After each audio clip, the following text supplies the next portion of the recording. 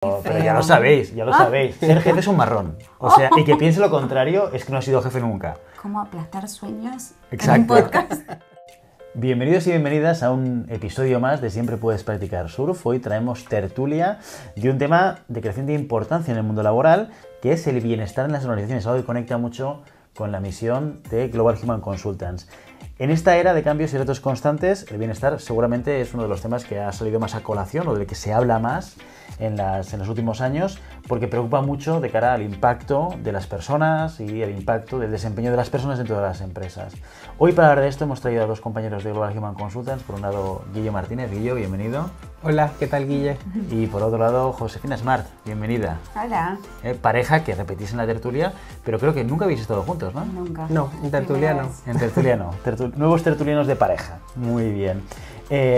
Vamos a ver a través de las experiencias y perspectivas de tanto de Guillo como de José, que vienen de áreas de la gestión de personas con enfoques diferentes o experiencias diferentes, pues cuál es esa visión de bienestar, tanto desde el área de búsqueda de profesionales, donde yo creo que estás muy en contacto con lo que demanda la gente. Totalmente. Y con lo que ofrecen las empresas. Y luego, José, tú que también te dedicas ya más dentro de las empresas a ayudar a construir procesos que ayuden no solo al bienestar, también al bienestar, pero un poco a la gestión de las personas y qué es lo que pasa en la actualidad con las empresas y lo que hacen. ¿Sí? Perfecto. Perfecto, oye, empezamos.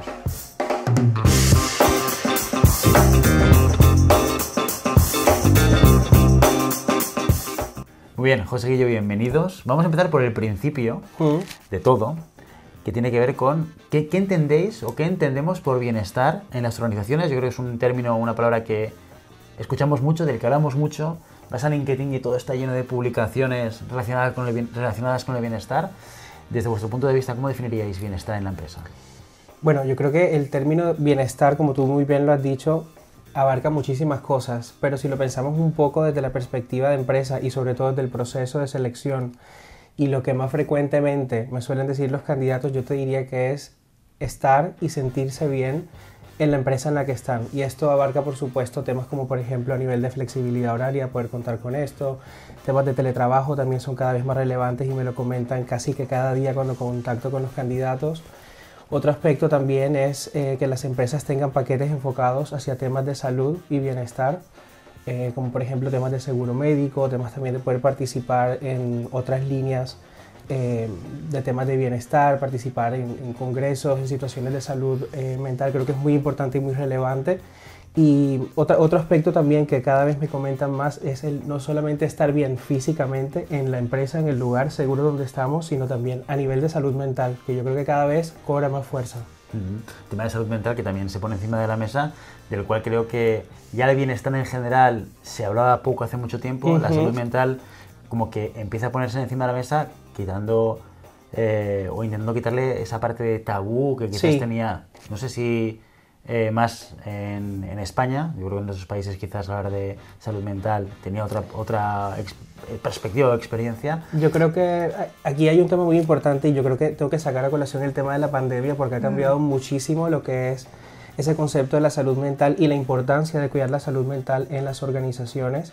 Y creo que ese ha sido un punto de inflexión para tanto empresas como candidatos y personas que estamos constantemente participando en este tipo de procesos con personas, porque yo creo que hay que darle un vuelco y una importancia a esto, porque al final eso comprende parte importante de lo que somos nosotros y cómo nos sentimos también va a impactar ese resultado que vamos a tener en las organizaciones. Y cada día lo veo mucho más en los candidatos, cuando hablo con ellos, cuando empiezan a preguntarme también un poco sobre ese tipo de paquetes o tipo de beneficios que tienen las empresas. Y luego cuando nos vamos a la parte del desarrollo, también aquí hay un aspecto muy importante, porque si estás bien también vas a poder tener esos resultados y ser más productivo en lo que haces en tu día a día. Entonces yo creo que es algo que las empresas tienen que ponerle cada vez muchísima más importancia y ese foco muy claro ahí de cara a las personas. Muy bien. Sí, yo creo que ha ido como evolucionando un poco el concepto que se tiene sobre el bienestar en las organizaciones en general. Es decir, creo que antes en las empresas se pensaba mucho en ese sentirse a gusto, satisfechos, ¿no? Como seguros y cuidados, y las acciones iban más a temas de salud física, ¿no? Como muchas de las actividades eran muchos de los programas de los pasos o darles beneficios de gimnasios, muy vinculado a lo físico, pero al fin y al cabo un poco creo que ha ido evolucionando y como lo entendemos es una visión mucho más holística o más integral, más completa quizás, de la salud no solamente física, sino también mental y social. Entonces, hoy en día la tendencia y que se está viendo en temas de bienestar corporativo es cómo las diferentes organizaciones están empezando a implementar actividades, políticas, programas que impulsen ese bienestar, esa salud integral de las personas. Al fin y al cabo, el trabajo sigue siendo como gran parte de nuestro día a día y la pandemia creo que fue un gran quiebre en el que las empresas comienzan a tener un rol mucho más activo en ese bienestar y en esa salud de las personas y hoy en día son entidades como socialmente responsables de poder promover entornos saludables. Y aquí viene una de las preguntas que lanzábamos en LinkedIn semanas antes de grabar esta tertulia para ver un poco lo que opinaban nuestros seguidores, que era ¿quién es el responsable de fomentar un entorno de trabajo saludable? Venga, responder a la pregunta y luego enseñamos resultados. No anticipes, Carol. Yo creo que esta es una pregunta muy polémica porque al final yo creo, si tú me preguntas a mí, que en gran parte nosotros somos como individuos y como personas y como seres humanos responsables de nuestro bienestar, pero no hay que dejar de lado que las empresas también tienen un papel muy importante en este sentido, porque muchos estudios demuestran actualmente que las empresas más productivas, las que mejores resultados tienen, son las empresas que cuidan justamente el tema del bienestar y la salud mental de sus empleados. Entonces, podría decirte un 50-50, pero para no ser tan neutro yo tendría que decirte que para mí es un 60% nosotros como personas y ese 40% de parte de la empresa. Tiene que haber una conjugación allí muy importante entre las dos partes para poder conseguir ese resultado. Muy bien, Josefina. Sí, siempre la polémica, que aquí es blanco-negro, es ahí. Yo creo que lo que comentaba antes, es decir, las empresas sí son muy responsables en crear estos entornos saludables, seguros, en que las personas se sientan como satisfechas y tienen que impulsar estas políticas, procedimientos, es decir, realmente dedicarle tiempo, energía y recursos y crear este marco, es decir, como un lugar, ¿no?, que sea seguro, pero también necesitamos la colaboración y la contribución de todas las personas, porque es verdad que nosotros somos responsables también de nuestra propia salud mental, de tomar las acciones necesarias y de respetar también, por ejemplo, la parte de los descansos o la desconexión, ¿no?, de no trabajar los fines de semana, por ejemplo, o más de las horas pactadas según el convenio. También es una responsabilidad mía cumplirlo, más allá de que la empresa nos ponga los diferentes, ¿no?, los procedimientos o las regulaciones de que tenemos que trabajar X cantidad de horas por día. Luego también yo como trabajadora tengo que implementarlo y llevarlo a cabo. Entonces yo creo que la creación de estos espacios seguros, gran parte va a ser responsabilidad de las organizaciones, pero cada una de las personas va a aportar ese granito de arena para realmente que todos y todas nos sintamos a gusto en nuestro trabajo. Yo creo que es una pregunta de trasfondo muy político también. Sí. O sea, ¿cómo te vas a posicionar entre empresa o empleado? Y habla mucho de nuestras orientaciones un poco políticas, ¿no? Yo creo que, y me pasa también cuando me planteo o pienso sobre la felicidad en las empresas, ¿vale? Otro melón del que se habla mucho, Sí.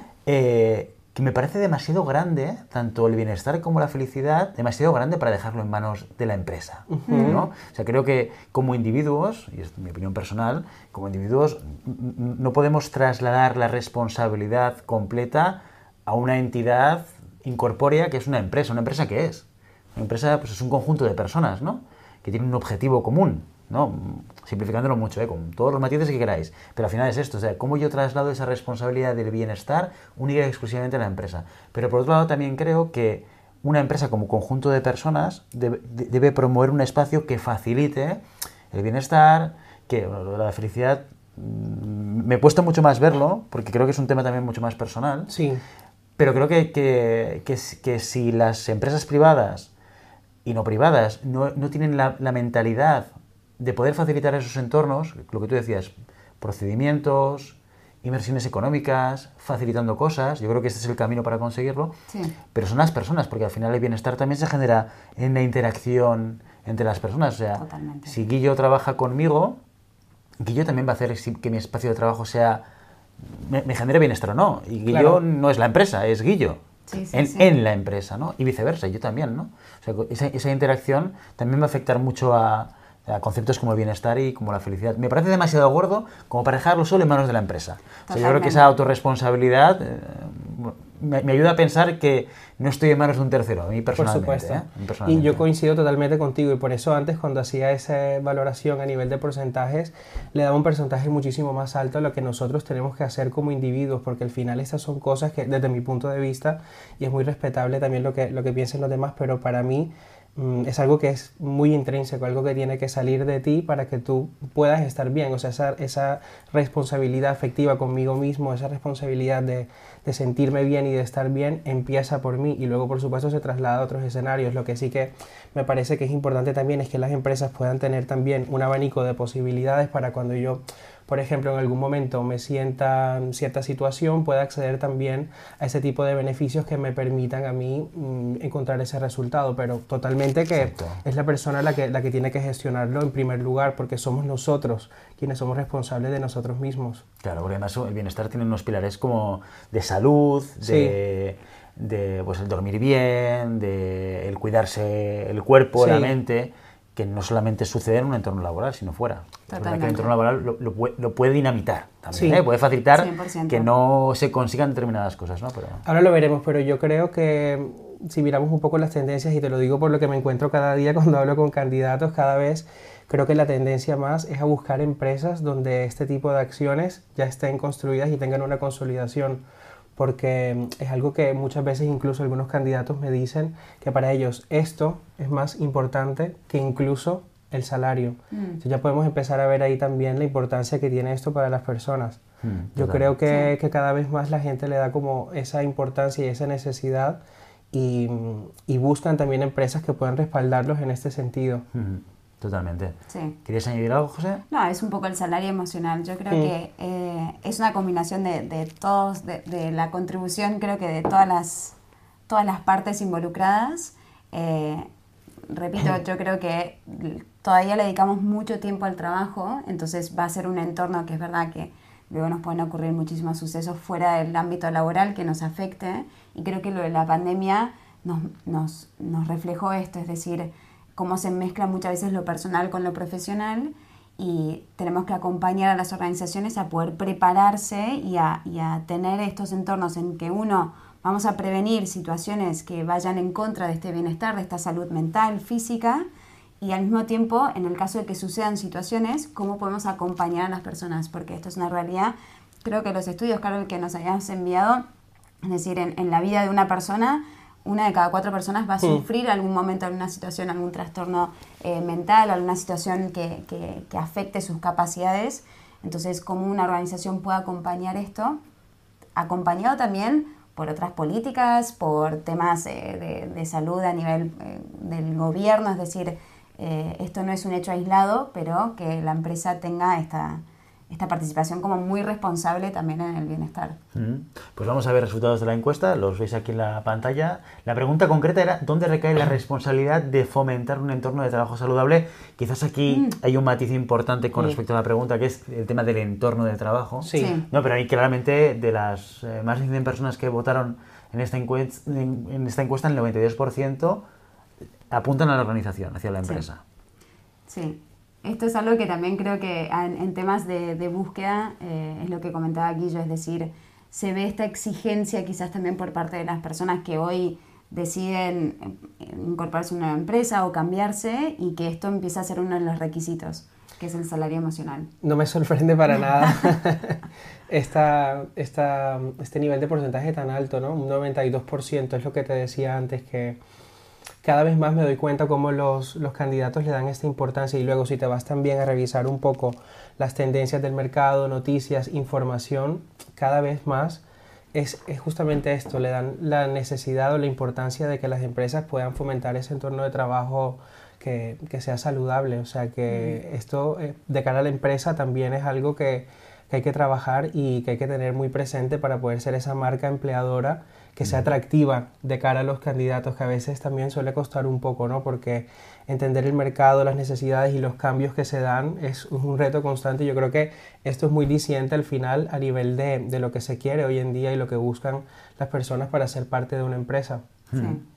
Muy bien, oye, pues hablemos de un tema polémico que es el del rendimiento y el bienestar.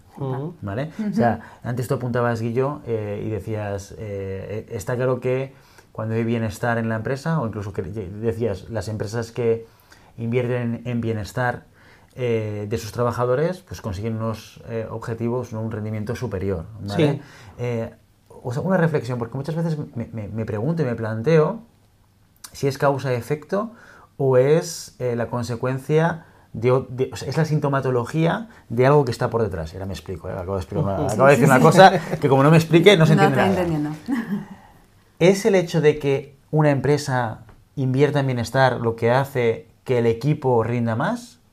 ¿O es el hecho de que alguien invierta en bienestar un síntoma de que ha trabajado muchas cosas antes de llegar al bienestar, lo cual hace que haya un rendimiento superior? ¿Vale?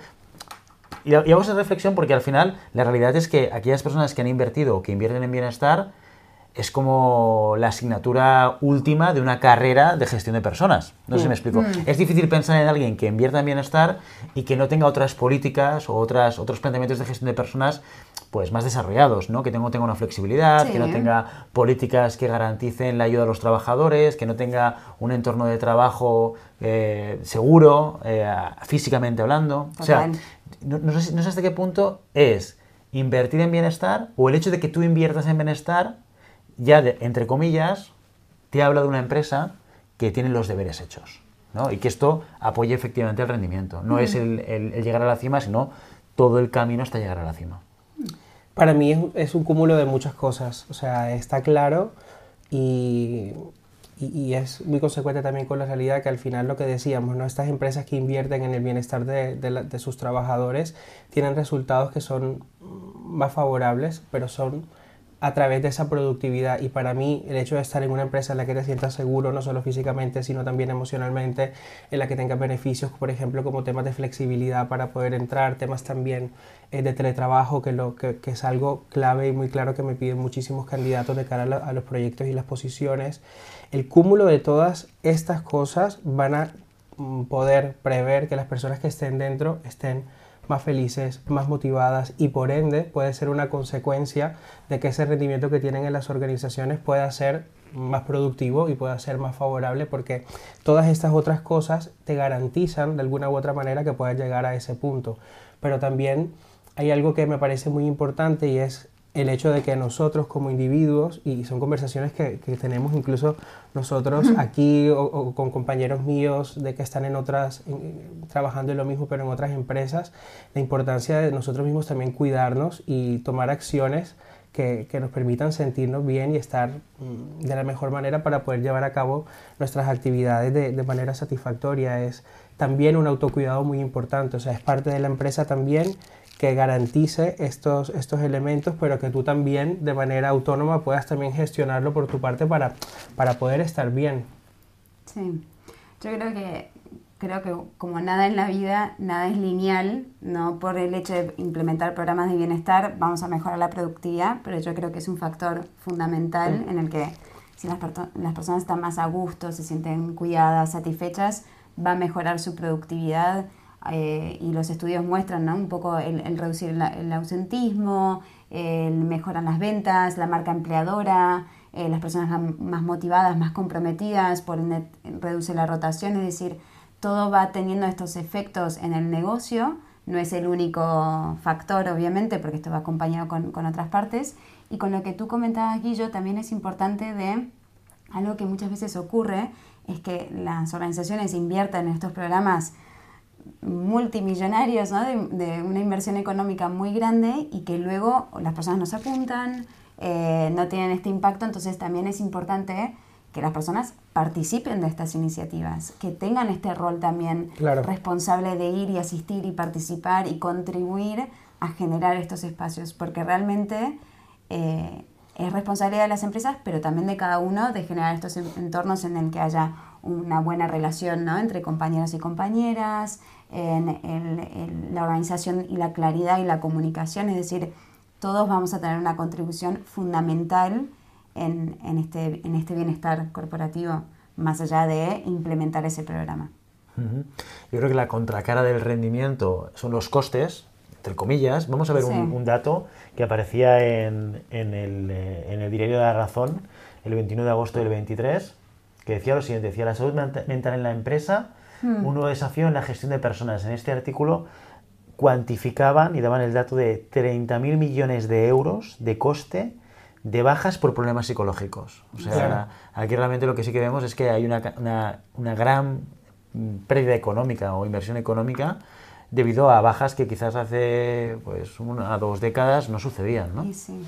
Yo creo que hoy, y esto está muy vinculado con todo lo que son los riesgos psicosociales, ¿no? Muchas veces creo que las organizaciones están muy acostumbradas a hacer las típicas encuestas y estudios y análisis de riesgos psicosociales. Hoy en día vemos cómo estos efectos de tener entornos donde no haya este bienestar en las personas, y se ve con esa ansiedad, lo que es el burnout, ¿no? En las personas se ve muchísimo, depresión, el insomnio, ¿no? Es decir, esto creo que en cualquier grupo de amigos o familia se ha hablado, ¿no?, de este tipo de situaciones, momentos, claro, en el que nuestra propia capacidad, ¿no?, para poder afrontar las tensiones del trabajo, de la vida, y se traducen de esta manera.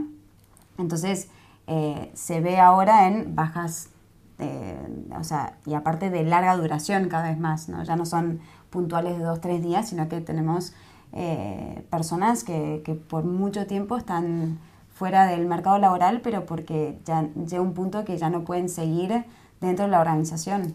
Entonces Para mí esto también tiene un componente muy importante, y es que a nivel de salud mental y de bienestar cada vez se habla muchísimo más de esto. Sí. Y es algo, incluso yo te diría que es generacional. Cada vez más se habla más, entonces cada vez más tú buscas tener acciones que te permitan encontrar ese bienestar, o cuando tienes algún tipo de situación en particular, como que hay una apertura muchísimo más grande, y eso se está traduciendo también en esas cifras y en esos números, versus generaciones anteriores donde este tema era considerado un tabú, y más a nivel laboral, no sé, Sí. por ejemplo en Argentina, pero en Colombia, unas generaciones atrás, esto era un tema que prácticamente no se hablaba ni a nivel social y mucho menos a nivel laboral, porque la cultura de trabajo allí era como mucho más a cuidar ese trabajo, cuidado, vas a tener alguna situación que de pronto pueda ser complicada porque tienes que poder preservar ese trabajo. Entonces, hoy en día la conversación es muy distinta, incluso en Colombia y en países de América Latina es distinto, porque generacionalmente está bien visto hablar de tu salud y cuidar tu salud, y por ende esto es algo más que conforma tu vida y que tiene una repercusión directa en tu trabajo. Entonces, yo te diría que ahí también hay un tema generacional importante, y es cómo se concibe la salud mental en las organizaciones antes y ahora, que ha sido un cambio también de paradigma grandísimo. Yo creo que igualmente en Argentina es particular, porque todos hacemos terapia en Argentina, somos todos psicólogos, yo soy psicóloga. Pero tú con papeles. Claro. Oficial, certificada.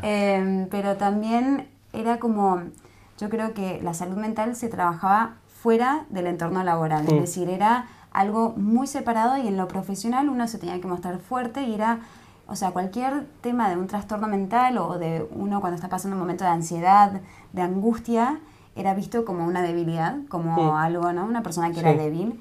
Yo creo que hoy se empieza a hablar más y se da una visibilidad mucho más grande de que esto es algo también, creo que puede ocurrir en el transcurso de la vida de una persona, y hablándolo con más naturalidad, como algo más normal, ¿sí? Y habrá momentos en el que vamos a necesitar el apoyo, ¿no? Entonces, y esto lo hemos hablado creo que aquí en Global muchísimo, hay momentos, ¿no? Uno está mal, va al médico, tiene un problema del corazón, va al cardiólogo, es decir, bueno, hay un momento en el que estamos atravesando un momento de angustia, de ansiedad, vamos al psicólogo,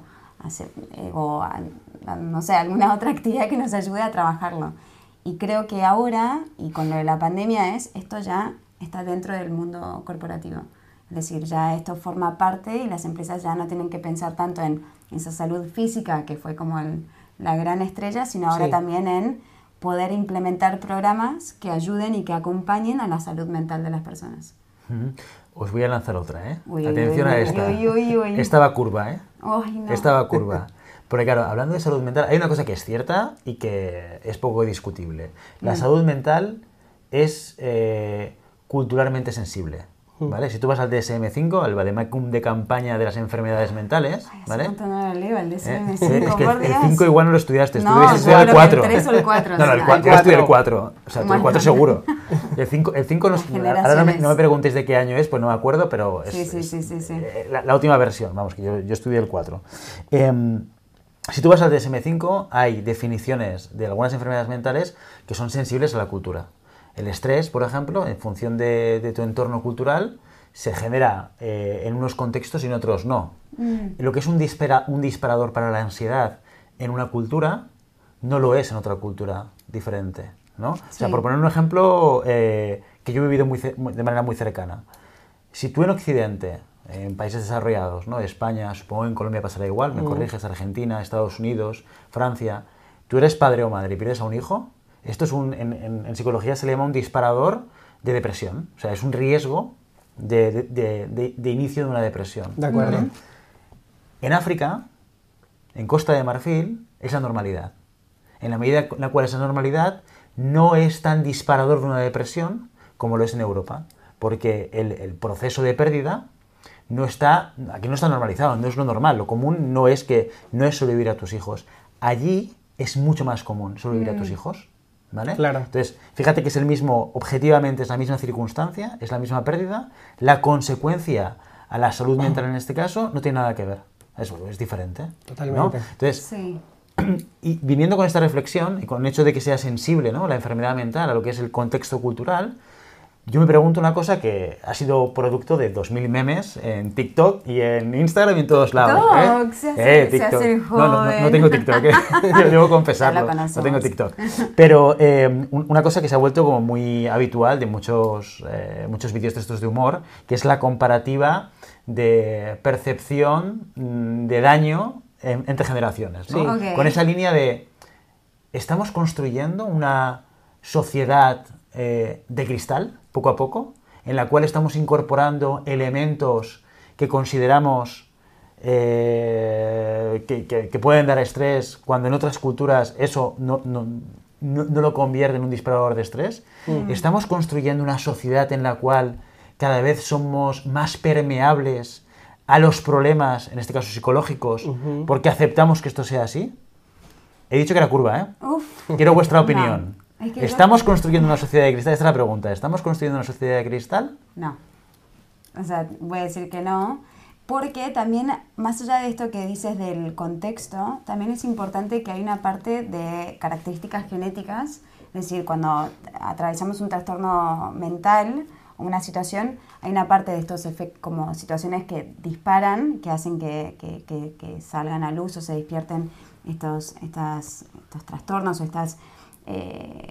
la ansiedad o el insomnio, pero también hay una parte como de características personales, genéticas y de esa persona, más allá del contexto. Entonces, aquí vamos a intentar, y las organizaciones intentan también implementar estos programas más generales y globales, pero es verdad que hay que hacerlo muy personalizado, porque lo que a mí me ayudará a atravesar un momento de ansiedad seguramente no sea lo mismo que a lo de Guillo, porque somos personas diferentes, únicas e irrepetibles, claro que sí. Entonces, para mí es importante. Con lo que tú dices yo creo que hoy estamos en un momento en el que ha surgido mucho la parte de sensibilizar aspectos que antes no se hablaban. Antes era muy tabú hablar, mostrarse débil, llorar, contar que nos afecta algo, que estamos pasando un momento de insomnio, de ansiedad o de angustia. Entonces, estamos en un momento en el que se da muchísima visibilidad y vemos que hay generaciones, que tenemos esta generalidad, que tienen ciertas expectativas o tienen ciertas necesidades diferentes a lo que venimos de otras generaciones que claramente eran diferentes. Y la percepción de esta parte, ¿no?, de cristal, de las generaciones de cristal, creo que vienen de las de las otras generaciones y cómo los perciben, ¿no? Al fin y al cabo yo creo que es un poco cómo se perciben las otras personas. No sé si me explico. Yo creo que sí. Lo que pasa es que, fíjate que me has respondido a una cuestión cultural desde el individuo. Y es un poco trampa. Es un poco trampa. Como la pregunta. Sí.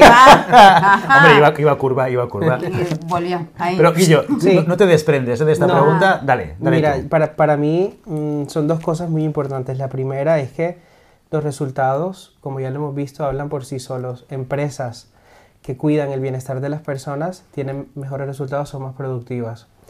Luego, el tema cultural o diferencia cultural, que es muy importante porque al final estamos en un mundo globalizado y cada vez estamos más interconectados los unos con los otros. Aquí estamos una persona de Colombia, Argentina, España, es decir, pasa muchísimo más, pero yo creo que es un reto muy importante de cara a la empresa entender tu empresa, entender cuál es tu contexto, entender quiénes son las personas que hacen parte de esa organización y yo creo que para las multinacionales es aún muchísimo más complejo porque tienen en diferentes países culturas completamente distintas y tal vez lo que funciona en un país no va a ser lo mismo que va a funcionar en otro. Entonces ese para mí es un reto muy importante de las empresas, poder entender la población que tiene y cuáles son las necesidades que tiene en función de bienestar.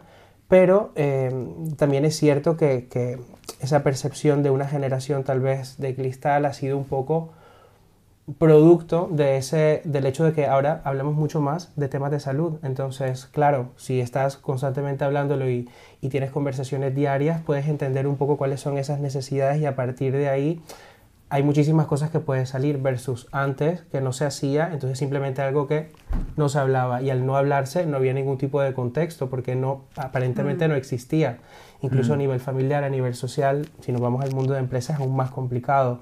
Entonces ahora que se habla más de esto, como lo decía José y comparto contigo eso, es como una percepción tal vez de generaciones anteriores que no lo comparten porque en su momento para ellos no fue así. Sí. Muy bien. Oye, pregunta con respuesta numérica, ¿vale? Uy. Corta y al pie, ¿vale? ¿Qué porcentaje de las empresas con las que colaboráis como clientes tienen algún programa para mantener a raya los riesgos psicosociales dentro de la organización? Tiene que ser un porcentaje, no rollos, ya porque estoy viendo a Josefina ya dándole vueltas. Porcentaje. Así, corta y al pie. Puedes empezar tú, Guillo, porque veo que José va a costar. Como buena argentina es incapaz de dar un número. Mira, ¿empezamos con los prejuicios? Sí. Contra los argentinos. Mira, de los clientes con los que estoy colaborando ahora mismo, yo te podría decir que un gran porcentaje, tal vez, y te podría decir tal vez un 85%. Wow. O sea, es un porcentaje alto y Súper. te lo digo porque bueno, son cosas que los candidatos constantemente nos preguntan y también está un poco tu labor de entenderlo, cómo es esta estructura. Y yo te diría que sí, y cada vez más creo que le dan más importancia a este tema.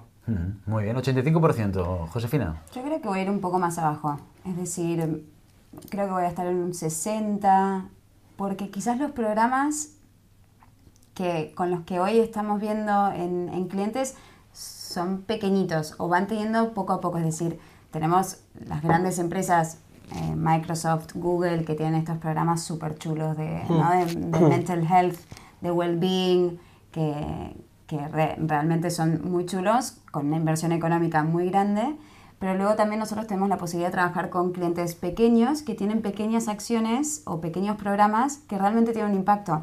El análisis del clima laboral para entender cómo están las personas, cuál es su opinión. Esto puede ser dentro de un programa de bienestar. Claro.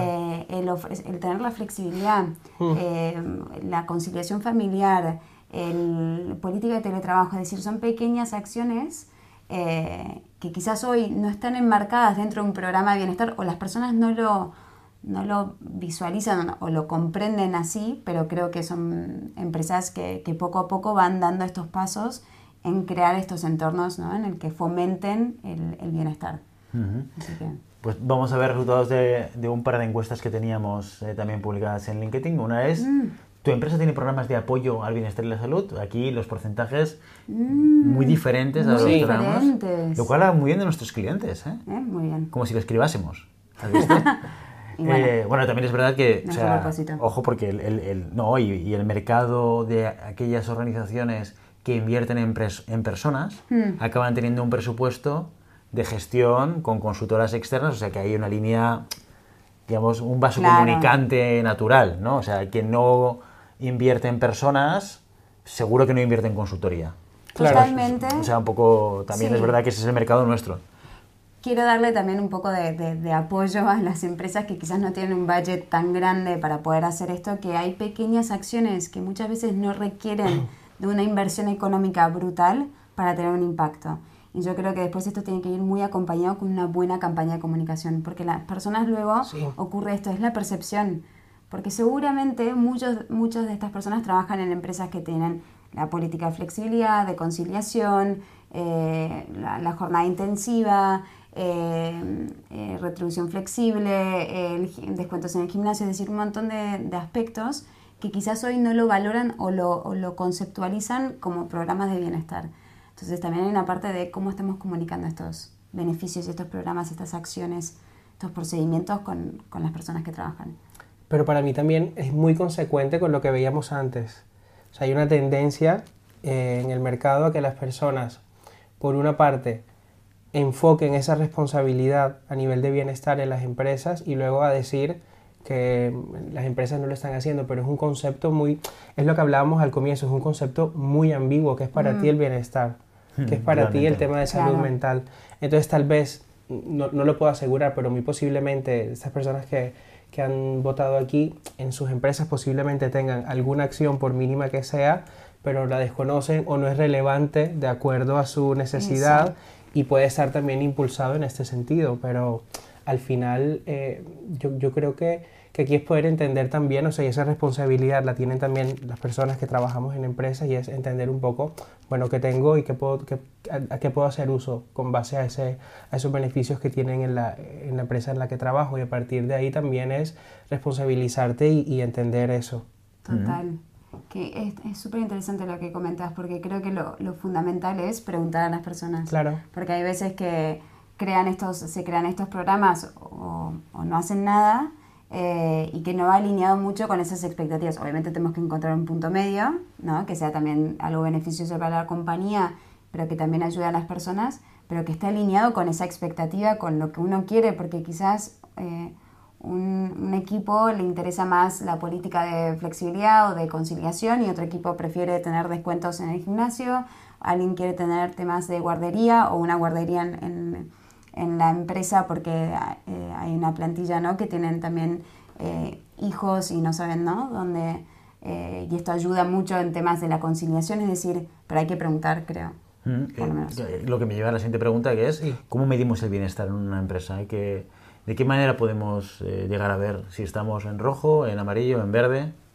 Yo creo que depende mucho de la empresa en sí, o sea, es algo muy particular de cada empresa, no sé si hay una línea, un modelo seguro que seguir, pero acciones tan pequeñas pueden aportar tanto. Y ahora que estaba hablando José, estaba justamente recordando en una de las empresas en las que trabajé en Colombia, una empresa de estructura mediana, había un problema y era que a nivel de interacción entre las áreas no había mucha interacción, o sea, era como un rol, más bien cada equipo tenía sus propias dinámicas, pero a nivel de empresa se perdió un poco. Y era una empresa que Sí. estaba en proceso de expansión y esto querían fomentarlo. Y algo tan sencillo como hacer una encuesta de qué te gustaría que hiciéramos para poder interactuar. Partido de fútbol. Y todos sabemos que el fútbol es muy importante y muy relevante en Colombia, en América Latina, aquí en España también. Y algo tan sencillo como esta acción, que aparte era los sábados, no era ni siquiera durante la jornada laboral, impulsó que las personas interactuaran, que asistieran, Súper. que fueran, que se comprometieran. Y al final esto generó muchísimo más engagement entre las personas dentro de la empresa. Entonces, al final, con este ejemplo, lo que quiero decir es que pueden ser cosas tan sencillas, pero tan sencillas y que pueden tener un impacto tan grande a las organizaciones que yo creo que vale la pena como verlo más en casos puntuales que algo tal vez globalizado, porque cada empresa tiene una cultura distinta y en función de esa cultura va a haber unas necesidades que también son muy diferentes. Bueno, hay muchas como también encuestas, ¿no? Está todo lo que es la certificación de Great Place to Work, ¿no? Que también evalúa y mide diferentes aspectos de una organización. El NPS también ayuda mucho, ¿no? Cuán es probable es que recomiendes a un familiar, a un amigo o amiga, a un conocido de la empresa en la que trabajas, en el que aquí empezamos a ver un poco ese compromiso, ese engagement de las personas, que nos daría como un indicio de ese bienestar de la persona dentro de la organización. Obviamente las encuestas y los análisis de evaluación de riesgos psicosociales también es un gran indicador que nos ayuda a entender el grado de bienestar o de posibles riesgos dentro de la empresa y poder implementar acciones, procedimientos, políticas, uno para prevenir situaciones de riesgo y si hay, ver cómo minimizar y reducirlas al máximo posible. Y el preguntar también a las personas yo creo que es fundamental y luego internamente desde la organización ver qué se puede hacer y qué no, porque los recursos son limitados también, o sea, también aquí es una realidad, no podemos implementar todo junto todo al mismo tiempo, sino dando pequeños pasos. Y porque está la contracara que es el rendimiento también. Claro. ¿No? O sea, que a veces en nuestro discurso o en el discurso más de red social no aparece tanto, Sí. y del cual no podemos olvidarnos nunca y no podemos darlo por obvio, que es el bienestar con rendimiento detrás, ¿no? O sea, hay que generar contextos de trabajo saludable, de trabajo con estrés positivo, no sin estrés, con estrés positivo, porque requerimos del estrés para accionar, ¿no? Y para que nos movamos, ¿no? Y de exigencia también, y de, efectivamente, bienestar de todas las partes, ¿no? Sí. Oye, la tecnología, llevamos mucho tiempo ya trabajando con tecnología en el puesto de trabajo y en las empresas, quizás ahora más con ha llegado la inteligencia artificial que ha cambiado lo que entendemos por el impacto de la tecnología en el puesto de trabajo, pero ¿creéis que la tecnología en términos generales ayuda o facilita o puede facilitar para el bienestar de nosotros o no? ¿O es un disruptor que ha empeorado nuestra posibilidad o nuestra capacidad de generar bienestar en la empresa? Yo creo que puede ser una gran herramienta y un puente para poder acercar más programas de bienestar. Es decir, hoy en día, por ejemplo, hay empresas que ofrecen servicios de psicología o de coaching mediante plataformas online, hasta mismo un poco también el bienestar y cómo fomentar estos entornos realmente donde la persona se sienta segura, donde se sienta querida, reconocida, satisfecha. Por ejemplo, con programas de kudos, de darles una estrellita a una persona o reconocerlo públicamente por alguna acción, algún proyecto, alguna tarea, algún éxito, algo. Y estos son con plataformas hasta mismo de comunicación interna.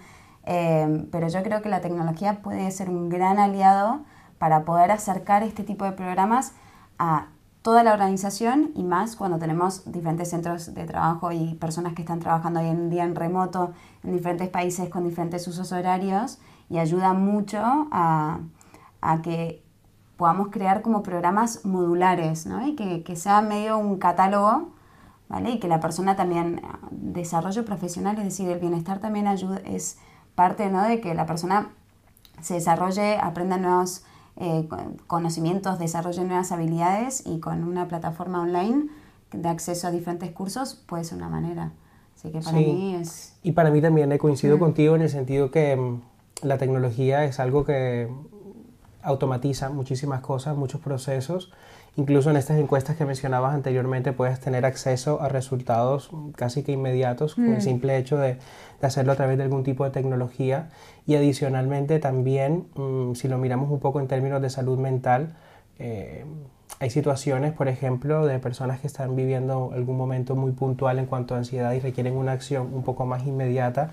Y si nos vamos, por ejemplo, a temas de seguros médicos, tal vez sea un poco más lento una atención presencial inmediata, pero puedes acceder a través, como decía José, de algún tipo de atención virtual y eso también puede generar un impacto positivo en la persona. Yo creo que tiene una relevancia muy importante y de cara también a este mundo en el que vivimos tan globalizado, en el que hay empresas que tienen presencia en múltiples países, también de poder estar interconectados, de poder gestionar algunas actividades, por ejemplo, a nivel empresarial que sean virtuales y las personas puedan acceder y conectar con otros y encontrarse también entre equipos. Yo creo que facilita muchísimo. O sea, la tecnología al final es para mí una herramienta muy potente y muy importante de cara a este tema. También nos genera muchos retos, porque... Sí. Ahora, yo creo que a veces se nos olvida el pasado muy reciente, pero no sé si vosotros lo habéis vivido esto es frase de viejo esto, es frase de viejo, no sé si vosotros sabéis... En mi época... Exacto, cuando yo tenía... pero hace no tantos años, la desconexión trabajo-casa se facilitaba justamente por la falta de tecnología. Claro. O sea, este concepto de yo no puedo responder a emails, solo de emails, desde casa. ¿Por qué? Porque no tengo acceso a ninguna plataforma de la empresa. Estoy desconectado. O sea, en el momento en el que salgo por la puerta del despacho, no tengo la capacidad de poder hacer trabajo porque no tengo las herramientas para poder hacerlo, ¿no? Claro. Sí. Y luego también porque la tecnología, también es cierto que yo creo que igual también nos olvidamos, nos ha traído, nos ha llevado a la hiperproductividad. O sea, la realidad es que nunca hemos sido tan productivos como lo somos ahora. Para hacer lo mismo que tenemos que hacer ahora, fijaos en este momento ahora mismo, ¿no? Estamos haciendo y estamos grabando una tertulia para un programa de podcast. ¿Y cuánto tiempo le vamos a dedicar? Pues el tiempo de preparación previo, donde todos hemos leído un poco, que esto valía para ahora y valía hace 50 años. El momento de grabación, ¿vale? Que quizás hubiese sido mucho más complicado porque no lo podríamos haber hecho con tan pocos recursos. El postproducción, el tiempo de Carol para luego poder editar, ahora seguramente es infinitamente más pequeño de lo que pudiese ser hace 50 años. O sea, esto es un ejemplo para mí muy práctico de que con muchísimo menos tiempo conseguimos hacer cosas de mucha más calidad que hace 50 años. Y estamos en una exigencia de hiperproductividad constante. Nuestra capacidad de hacer cosas gracias a la tecnología, ¿no? Y eso a lo mejor también nos lleva a momentos de estrés que antes no eran tan evidentes, ¿no?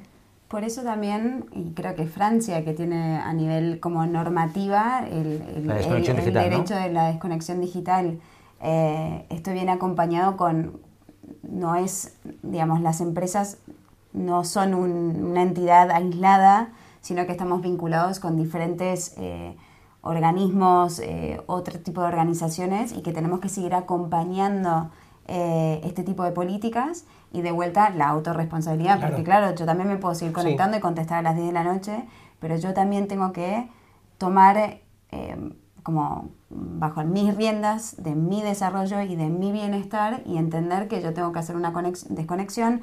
A nivel convenio colectivo también tiene que haber 12 horas, es decir, está todo también muy regulado, pero hay una parte que es mi responsabilidad de cumplir con esto, porque podamos tener todas normativas, podemos tener convenios colectivos, las organizaciones que establecen la desconexión, pero si yo luego esto me lo salto y hago lo que quiero, estoy perjudicando también mi propio bienestar. Claro. Entonces, esto necesitamos la colaboración y la contribución de todas las personas y entender por qué esa persona se sigue conectando, qué está pasando.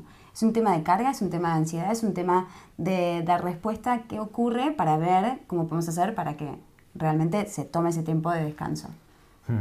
Y vamos a parte de la corresponsabilidad en todo esto, porque hablábamos de empresa, que es una entidad, ¿no? Sí. Hablábamos de persona individuo, entre medio tenemos al manager, al jefe de equipo, muy importante y muy relevante, con muchísimo impacto, ¿no? ¿Qué papel tiene que jugar con todo esto de bienestar? Y te lo voy a traer una pregunta concreta. ¿Qué hace un manager cuando tiene alguien del equipo que trabaja deshoras y no desconecta digitalmente? Para mí este tema es súper importante en el sentido que el manager juega un papel fundamental en este aspecto, porque un manager tiene que ser un buen líder, poder identificar cuáles son las necesidades que tiene su equipo y a partir de eso poder definir un poco un plan de acción que le permita tener ciertos resultados, ¿vale? Y yo creo que si ocurren este tipo de situaciones, como había dicho José antes, estoy de acuerdo en el sentido que es la persona la que es la principal responsable de poder garantizar su bienestar, ¿vale? Entonces tenemos más acceso a la tecnología, llevamos el ordenador a casa, podemos trabajar sábados, domingos, todos los días que haga falta, pero es mi responsabilidad un poco poder entender hasta qué punto eso está bien y está afectando o no mi bienestar. Y luego hay otra parte, y es que algunas personas hacen esto porque tienen un manager que está exigiendo sin entender un poco ese contexto. Y es lo normal, porque al final lo más importante siempre van a ser esos resultados, pero un buen líder tiene que poder entender hasta dónde llegar para poder garantizar que el equipo esté motivado y que el equipo también pueda tener garantías a nivel de bienestar. O sea, es un poco una conjugación ahí también muy relevante entre la empresa, el manager y la persona, para poder tener ese resultado que sea productivo, pero desde un bienestar. Pero yo creo que es la parte más compleja de ser jefe de un equipo, sí, ¿no? Totalmente. Yo creo que a veces Evidentemente. tenemos 100%. idealizado el rol de jefe de equipo, ¿no? Claro. No, ¿tú qué quieres ser? Yo yo quiero ser manager, ¿no? Y tener equipo propio. Pues no sabes en qué marrón te has metido. Porque no... No digas eso. No. Yo formo parte de su equipo. Y Carol también. Y Carol también. Al máster. Pero ya lo sabéis. Ser jefe es un marrón. O sea, y que piense lo contrario es que no has sido jefe nunca. ¿Cómo aplastar sueños Exacto. en un podcast? Tal cual. Sí, porque tienes que conjugar muchas cosas. No es tan sencillo. Yo creo que lo decía muy bien Guillo, ¿eh? No solamente es la exigencia de conseguir el resultado, que también, yo no creo que eso sea el centro, yo creo que eso es el subproducto. O sea, tu proceso, que es la gestión de un equipo, te tiene que dar un subproducto, que es el rendimiento y el resultado, ¿vale? Pero no solamente tiene que ser... Si tu preocupación es esta, eso te lleva a conductas como las que tú mencionabas ahora, Guillo, es decir...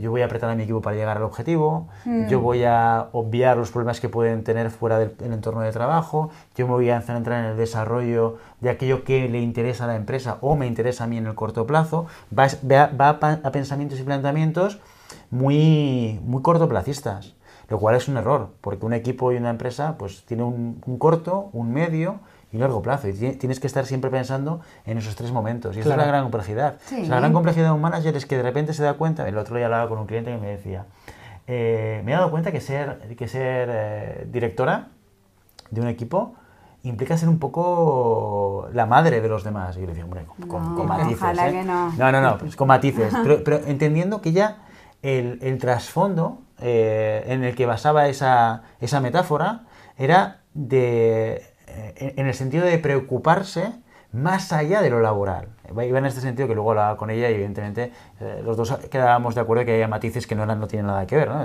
Tú a un hijo o una hija, esta es una frase que se dice mucho, ¿no? Que tú vas a querer a tu hijo o a tu hija aunque sea un serial killer. Siempre lo querrás. No siempre, ¿no? Pero bueno, pero sí que es verdad que hay un amor que es como incuestionable, que de repente tienes por alguien y por algo que no tienes por nada más, pero porque es biología pura, ¿no? Y eso no te va a pasar con un equipo de personas. O sea, puedes tener mucho cariño a la gente, puedes preocuparte, puedes intentar ayudar a la gente, pero esa relación amorosa no la vas a tener, ¿no? Y ahí estamos de acuerdo. Pero sí que es cierto que tu preocupación va más allá, o debería ir más allá de lo que es el día a día, lo cual genera una súper complejidad también en tu día a día de escuchar, de entender, de saber que Carol no es Josefina y que lo que quiera Josefina puede ser diferente de lo que quiera Carol, 100%. pero las tengo en el mismo equipo y tengo que hacer que remen al mismo ritmo para que la barca vaya caminando. O sea, Total. Es un marrón. No es un marrón, es un gran desafío que si fuese fácil lo haría todo el mundo. Correcto, eso Entonces se trata de esto, pero creo que el balance entre gestión de tareas y de objetivos y resultados en la gestión de personas es complicado. Hay que también acompañar, y creo que los programas de bienestar también ir muy enfocados al desarrollo de habilidades blandas como lo que es la gestión de conflictos, lo que es la gestión emocional. Hoy en día vemos muchas personas que carecen de esa inteligencia emocional, pero porque es algo que no nos han enseñado, no lo hemos desarrollado. Entonces, cómo gestionar situaciones de conflicto, de estrés, los cambios que nos pueden generar muchísima incertidumbre y muchísima ansiedad. Es decir, vamos a atravesar momentos en nuestras vidas que van a estar acompañados con muchísimas emociones que quizás no tengamos las habilidades como para poder gestionarlas. Entonces, yo creo que también va a ser fundamental poder dotar de estas herramientas y de diferentes como apoyo, recursos o material de apoyo a los líderes, a los managers, porque son quienes van a promover estos entornos de bienestar. Es decir, son los primeros que están en generar estos espacios y estos entornos, en contribuir a que sus equipos estén a gusto, que se sientan seguros, poder fomentar por un lado y por el otro lado ser capaces de identificar situaciones que puedan perjudicar ese bienestar. Una situación de acoso, una situación de estrés por una carga demasiado alta de trabajo. Y con esto ver qué acciones hacer y contar con las habilidades y los recursos de hablar con recursos humanos, si hay que hablar con la dirección de la organización, ver qué se puede hacer y ser quienes activan, van a ser como los motores al fin y al cabo. Pero necesitamos de darles ese aceite y esa capacidad, ¿no? para realmente mover la máquina. Muy bien, muy bien. Y ahora, la última pregunta, the last but not the least, que dirían los norteamericanos, ¿no? Y los ingleses. ¿Es la misma frase para los ingleses que para los americanos, no? Sí. ¿Sí? Perfecto. So, the last but not the least, tendencias. Sacamos la bola de cristal y me gustaría saber desde vuestro punto de vista cuáles creéis que son las acciones, actividades, programas de los que probablemente estos early adopters que tenemos de clientes, ¿no? Sí. Que ya están pensando, planteando, de ir implementando en términos de bienestar. Para mí, clarísimo, y lo digo también un poco con base a las tendencias que veo de los candidatos que contacto y que siempre, bueno, estamos hablando, yo te diría que acciones orientadas hacia el tema de salud mental en las organizaciones es un aspecto clave y que cada vez más las empresas tendrán que trabajar para poder garantizar que sus empleados y sus trabajadores tengan acceso a este tipo de actividades, porque es una conversación que se va a seguir teniendo y una conversación que cada vez más se va a tener a nivel de detalle, va a ser muchísimo más específico, porque también si lo miramos un poco a nivel generacional, yo creería que las generaciones más actuales están cada vez más dándole importancia a esto, o sea que en la medida en la que las empresas también van a tener un desarrollo y un impacto, van a tener que darle una importancia segura a este tema. Sí, y más esto muy, por lo menos aquí en España, de que la seguridad social no da abasto con temas de horas de terapia, es decir, si uno va, ¿no?, a un centro de atención público y solicita un turno para ir a ver un psicólogo o un psiquiatra, y de aquí a 5 meses, y anda a saber cómo te encuentras, ¿no? Y aunque tenemos seguridad social aquí, ¿eh? Exactamente, o sea, que esto en Estados Unidos ni hablar. Y por el otro lado que también tiene un coste económico muy elevado, entonces yo creo que esto va a ser algo... Ya lo veíamos algo... antes con números, ¿no? 30.000 millones de euros.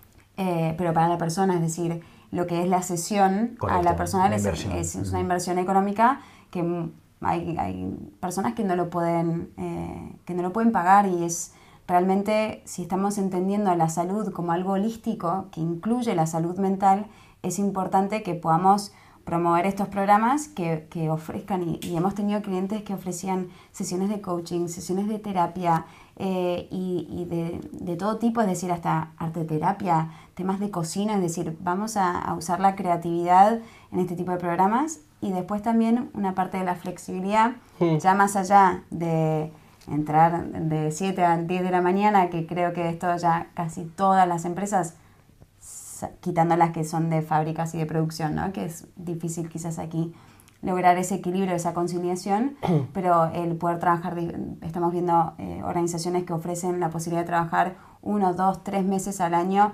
desde donde uno quiera, ¿no? Entonces esta posibilidad también de viajar o de hacer experiencias en otros países, es decir, fomentar ese desarrollo también de las personas, creo que es uno de los factores también importantes. Sí, esto que menciona José es súper importante porque por lo que he visto hay una ligera tendencia en el mercado, al menos aquí en España, a volver cada vez más a esa presencialidad.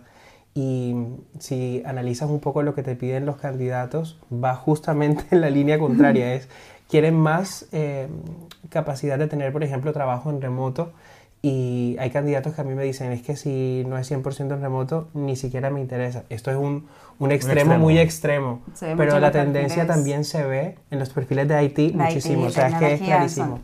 Pero sí es una realidad que también yo creo que las empresas tendrán que replantear un poco para conjugar ese esquema entre lo que quieren y lo que los candidatos están pidiendo, porque he tenido muchos candidatos que en el proceso perfiles buenísimos, pero se me quedan porque la empresa quiere un rol mucho más presencial y lo que buscan tal vez es algo más en remoto. Entonces yo creo que ahí también van a tener que poder articularlo las empresas para poder garantizar que puedan ofrecer esto a los empleados. Sí. Al final todo es una cuestión de oferta y demanda, porque si analizamos el mercado y tiramos para atrás, esas tendencias de flexibilidad, ¿dónde se han dado? En mercados donde el candidato, entre comillas, tenía el poder, ¿no? Hay pocos candidatos, mucho trabajo, 100%. Y al final tienes que pelearte para poder acercarte.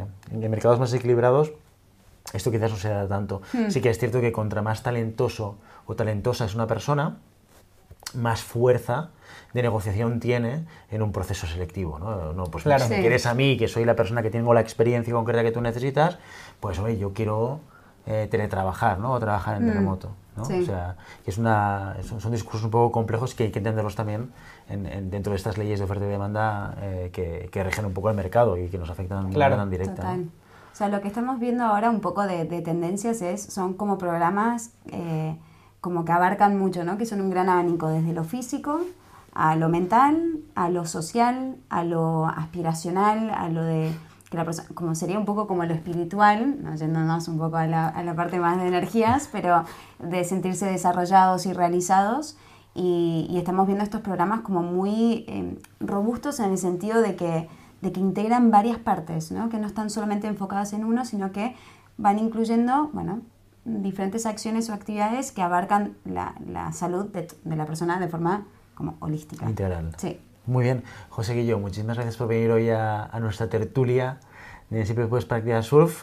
Muy interesante vuestras dos perspectivas. Creo que el ayudar a entender qué es lo que pasa con el bienestar desde la parte más de atracción de talento y también desde la parte de fidelización, ¿no? Cómo trabajamos en bienestar en todas las empresas, da una visión muy general, pero al mismo tiempo con cierto detalle de lo que está pasando en el bienestar, por lo menos en nuestro mercado, con nuestros clientes y en nuestra realidad, que es una parte de la realidad general. 100%. Así que muchísimas gracias por venir y compartir toda esta experiencia con nosotros. A ti. Gracias por la invitación. Muchas gracias. Nos vemos.